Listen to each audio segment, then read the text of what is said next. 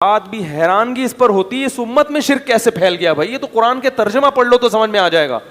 اللهم صل على سيدنا محمد. تو عیسیٰ علیہ السلام مردے کو کیا کہتے تھے؟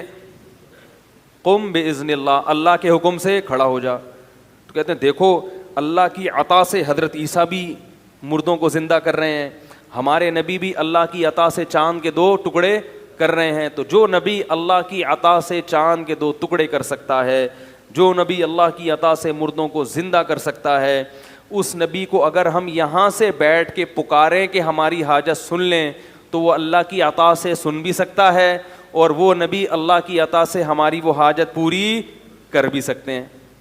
میں آئی بات سمجھ میں؟ تو ہم اگر پکار رہے ہیں تو ہم اللہ کی عطا سے یہ تصور کر کے, تو اس لیے قرآن نے جو کہا ہے کہ غیر اللہ کو مت پکارو, تو اس سے وہ پکار مراد ہے جو اللہ کی عطا کے بغیر والی پکارو. یہ اشکال کر رہا ہوں کہ اس کو میرا نظریہ نہ سمجھ لیں, یہ اشکال کرتے ہیں لوگ. اس اشکال کا جواب یہ ہے کہ دیکھو ایک ہوتا ہے کسی کو اختیار دے دینا, ایک ہوتا ہے کسی کے ہاتھ سے کوئی کام کرا دینا. دونوں میں فرق ہے. دونوں میں کیا ہے؟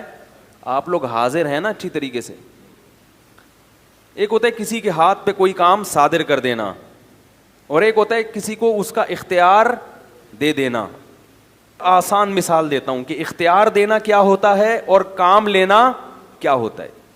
دیکھو آپ لوگ جاتے ہیں نا اکثر کوئی ڈاکومنٹ تیار کرنے ہوتے ہیں اسٹیمپ پیپر, تو منشی صاحب کے پاس جاتے ہیں, وہ ڈی سی آفس کے باہر لوگ بیٹھے ہوئے ہوتے ہیں پیپر. آپ کیا کرتے ہیں, اب تو ٹائپنگ شروع ہو گئی, پہلے قلم سے لکھتے تھے. آپ کہتے ہیں بھائی میرا فلاں کے ساتھ لین دین ہے, اس کو کے ڈاکومنٹس تیار کرنے, آپ اس کو کیا کریں, لکھیں. تو آپ نے اس کو اختیار دیا کہ یہ چیز آپ لکھیں. وہ لکھتا خود نہیں ہے, قلم سے مدد لیتا ہے, وہ قلم کے ذریعے لکھتا ہے. تو اختیار کس کے پاس ہے لکھنے کا؟ رائٹر کے پاس, کاتب کے پاس. کام کس سے لے رہا ہے وہ؟ قلم سے. قلم کو اختیار نہیں دیا. اگر قلم کو اختیار دیا ہوتا تو آپ قلم کے پاس جا کے کہتے کہ لکھو, اور قلم خود اٹھ کے گھومنا شروع کر دیتا. قلم کاتب کے ہاتھ میں ایسا ہوتا ہے کہ اس کی اپنی کوئی حیثیت نہیں ہوتی. کاتب جدھر کو گھمائے گا قلم وہاں گھومے گا. اور اختیار کس کے پاس ہے؟ طاقت کس کے پاس ہے؟ کاتب کے پاس.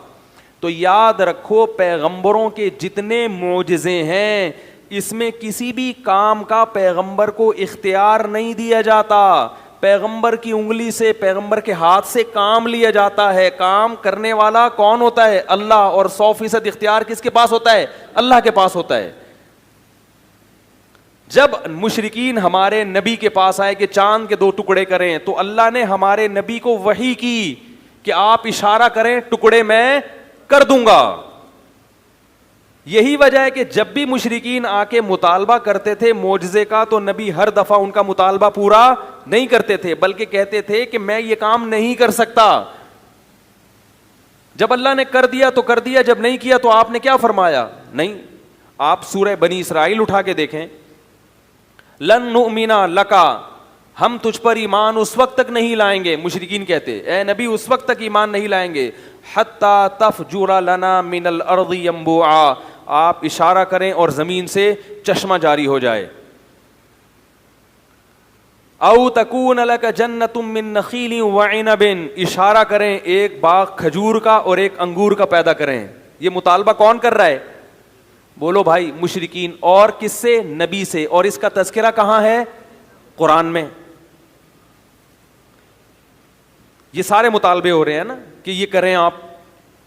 اور یکون لک بیت من زخرف, ایک گھر ہونا چاہیے سونے کا, اشارہ کریں ادھر سونے کا گھر بن جائے. او ترقی فی السماء, ابھی ہمارے سامنے آسمان پہ جائیں. ہم کہتے ہیں نبی آسمان پہ گئے ہیں, یہ معجزہ تھا, لے جانے والا کون ہے؟ اللہ. اسباب کی دنیا میں اپنے اختیار سے انسان اتنی اوپر نہیں جا سکتا.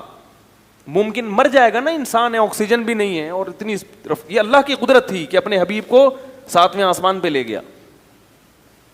تبھی اس میں کوئی اعتراض بھی نہیں ہے, اشکال بھی نہیں, بھائی اللہ سب کچھ کر سکتا ہے. تو او ترقی فی السماء, آسمان پہ جائیں. لن نؤمن لرقیک حتی تنزل علینا کتابا نقرأ، اور ہم جانے پر یقین نہیں کریں گے جب تک ہمارے سامنے آسمان سے قرآن لے کر نہ آئیں. ہم اس کو پڑھیں گے پھر پتہ چلے گا کہ یہ واقعی، ہمیں تو نہ جبریل نظر آتے ہیں آسمان سے جو لے کر آ رہے ہیں، یہ تو سب چیزیں آپ دیکھ رہے ہیں. ان تمام چیزوں کا نبی نے جواب کیا دیا قرآن میں. نبی یہ بھی کہہ سکتے تھے کہ بھائی اللہ نے مجھے اختیارات دیے ہوئے ہیں، لیکن میں تمہارے بیجا مطالبوں پہ اپنے اختیارات کو استعمال نہیں کروں گا. میں جب چاہوں گا تو معجزہ دکھاؤں گا، جب چاہوں گا معجزہ نہیں دکھاؤں گا. اختیارات تو ہیں اللہ کی عطا سے، میں سب کچھ کر سکتا ہوں، لیکن میں کر نہیں رہا. یہ نہیں فرمایا. فرمایا سبحان ربی، قل اے نبی ان سے کہہ دیجیے سبحان ربی، میرا رب ہر عیب سے پاک ہے. عجز والا جو عیب ہے نا، کچھ نہ کر سکنے کا عیب، اس عیب سے کون پاک ہے؟ میرا رب پاک ہے. ہل کنتو الا بشرن، نہیں ہوں میں مگر ایک انسان، رسولہ، اللہ کا بھیجا ہوا پیغمبر. تو انسان تو یہ کام نہیں کر سکتا، انسان کو اسباب سے ہٹ کے اختیارات نہیں ہوتے، انسان کی صلاحیتیں محدود ہوتی ہیں. اتنی کلیئر کٹ بات قرآن میں آنے کے بعد بھی حیرانگی اس پر ہوتی ہے اس امت میں شرک کیسے پھیل گیا. بھائی یہ تو قرآن کے ترجمہ پڑھ لو تو سمجھ میں آ جائے گا.